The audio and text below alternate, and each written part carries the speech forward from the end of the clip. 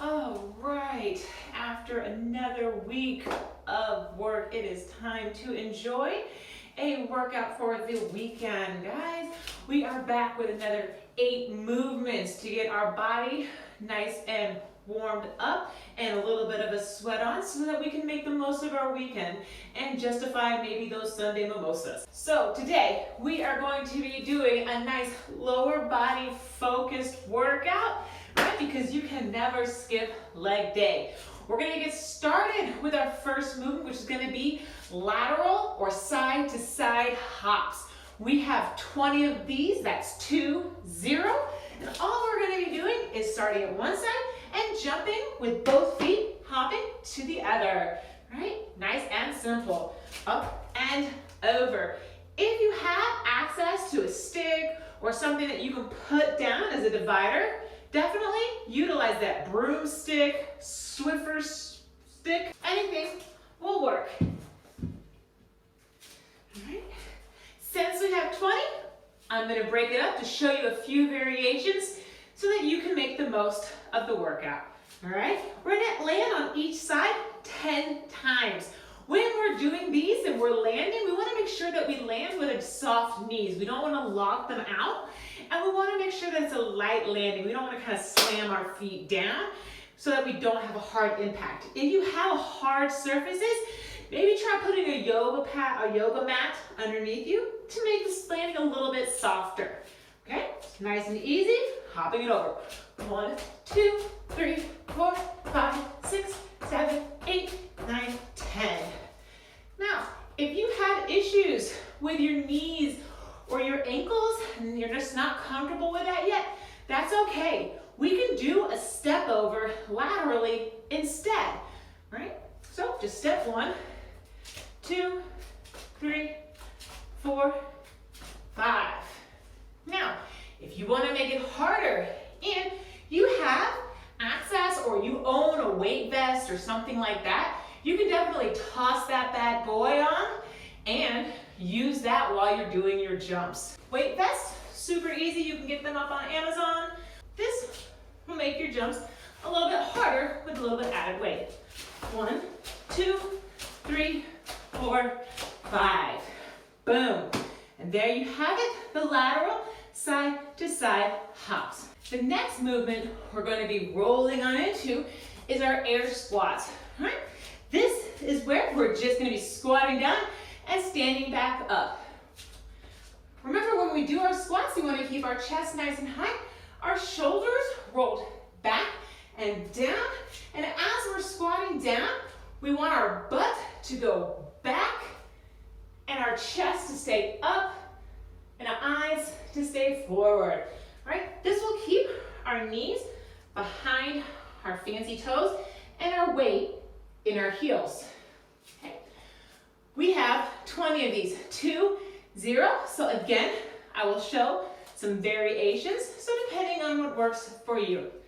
We're gonna start with our feet about shoulder width apart or a little bit wider, depending on what you're comfortable with. All we're gonna do, chest up. I like to keep my hands up here to remind me to keep my chest up. Squat down. 1, 2, 3, 4, 5. If you want to make it a little bit harder and you don't have access to weights, you can always elevate your hands over your head.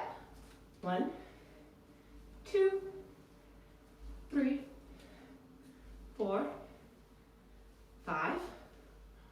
Or you can choose to speed things up by squatting down, and then as you come up, coming up onto the top of your toes. So 1, 2, 3, 4, 5. That will also throw in a little bit of a calf workout in there. And of course, if you have access to weights or resistance bands, you can utilize those as well. Simple. Chest is up, feet about shoulder width. 1, 2, 3, 4, and 5. Next, we're going to be rolling on in, working again that side to side motion with a side lunge to a balance. We have 10 of these. That's going to be 5 on each leg. Since we have 10, I'm going to break it up and show you a few different options. Now, as we're stepping out, we're going to come up and into a balance. 1, 2, 3, and step back out. Come up. 1, 2, 3, step back out, and 1, 2, 3. If you're uncomfortable with the balance, you can always remove that portion of it and just do the side lunge. So stepping out and coming back in. Stepping out and coming back in. All right? Remember, the side lunge is just the same as the squats. Our hips are driving back. All right, so as we're stepping out, we still want our hips to drive back and we still want to keep our chest up. All right? We don't want to allow our hips to come forward. We don't want to allow our knees to come forward. If you want, and you would feel like you want to make it a little bit more challenging, you can always add some weight into it as you go onto the other side. You can just choose 1, stepping out, coming up into a balance, or you can do 2, whatever you are comfortable with. 3, and just like before, you can add the weight and remove the balance. You do not have to do one and not the other. Our next move is going to be more of a full body move. We're going to be working everything, including our core. We're going to be going from a down dog to a plank position. So just going to stay moving the entire time. We're going to go for 10 of these. All we're going to do is hinging at the hips. We're going to walk out into that down dog position. Nice and simple. And all we're going to do is drop our hips to the floor, driving our shoulders up over our wrists, and then pushing back up for 10. 2, 3, 4, 5. If you want to add just a little bit more, you can always drop your heels at the top of the down dog. Then come back up and come back in. 2, 3, 4, and 5. Boom. There you have it. Our next move is going to be 5 push-ups. You can choose any type of push-up that you are comfortable with, just 5. The goal is to bring your chest as close to the ground as you can, and then fully extend your arms on the way up. Only 5, but I will show you the proper way we're going to go for it, and then a regression to make it a little bit easier. As we're coming in, we're going to come down. 1, 2, 3. As with any of these, you can always bring your knees down to the ground. Bring your hips forward so that your wrists and shoulders are over each other, and finish the push-ups this way. 1, 2. We do not want to do our push-ups in a tabletop position like this.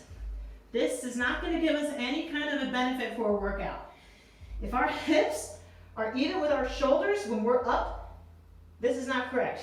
This is why we drive our hips forward, bringing our body into that nice alignment for the other push-ups. Next, we're going to go into a wide hand tap. So basically we're going to be holding a plank, but we're going to move our hands out slightly so that instead of them being directly underneath our shoulders, we're going to have them about 36 inches apart. And we're going to, keeping our core super duper tight and hips as flat as we can, tap our hands side to side, alternating back and forth. All we have is 10 of these. So we're gonna tap each hand 5 times. Nice and wide, right? Feet are gonna be down. And all we're gonna do, tap, 2, 3, 4, 5. As with the push-up, you can still drop your knees down to the ground to make it a little bit easier until you are comfortable and ready to kind of step it up and do it off of your knees in that plank position. We're still going to want to bring our hips forward, right? And side to side. 2, 3, 4, 5. Next, we're going to stay in that plank position still. And we're going to go for leg pulses.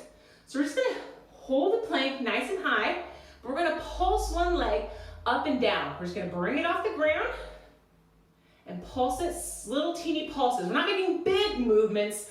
We're making small, teeny, tiny pulses while we're engaging our glutes super duper tight. We've got 20 of these, so it's gonna be 10 on each leg. So we're gonna come up, we're gonna elevate one leg, just even with the heel of the other foot. All right, so we're not bringing it way up here, just even. And all we're gonna do is bring it up about a foot and back down. 1, 2, 3, 4, 5, 6, 7, 8, 9, 10.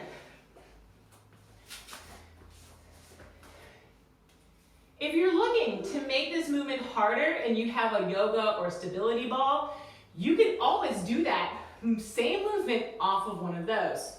By holding the plank with the yoga ball underneath your feet, you can still bring it up. 2, 3, 4, 5, 6, 7, 8, 9, and 10. We are on our last movement. We have 50 mountain climbers, 25 on each leg. Staying down, still keeping that plank position, looking for that alignment. All we're gonna do is run our feet up, bringing our into the center and back down. We're gonna go as fast as possible. So if fast for you is medium pace, that's fine. So whatever works for you. Since we're doing 50, I'm going to show just a couple different variations. All right, start up. 1, 2, 3, 4, 5, 6, 7, 8, 9, 10, 11, 12, 13, 14, 15, 16, 17, 18, 19, 20. If you want to make it a little bit harder, you can always go for a nice wide run instead of bringing your feet in the center out to the side. 1, 2, 3, 4, 5, 6, 7, 8, 9, 10. Nice. And if running them in is just too much, don't worry, you can always slow it down by bringing them in slowly, stepping in and out.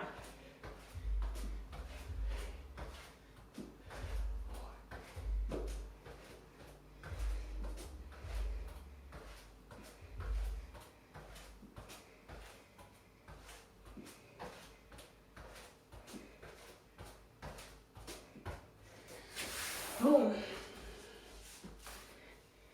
So there you have it. 8 movements.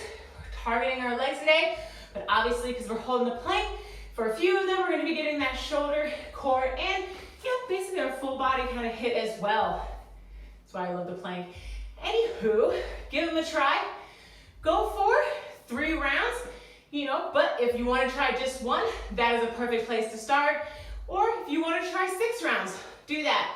You can always incorporate these in as a warm-up or cool down before or after your regular workout routine. And I suggest taking about 60 to 90 seconds of rest in between each round. But of course, you can take a rest in between each exercise so that you can recover before moving on to the next one. Okay? That way you get the full benefit of each and everything. And I will see you guys again next Friday for another workout for the weekend. Until then, have a wonderful week.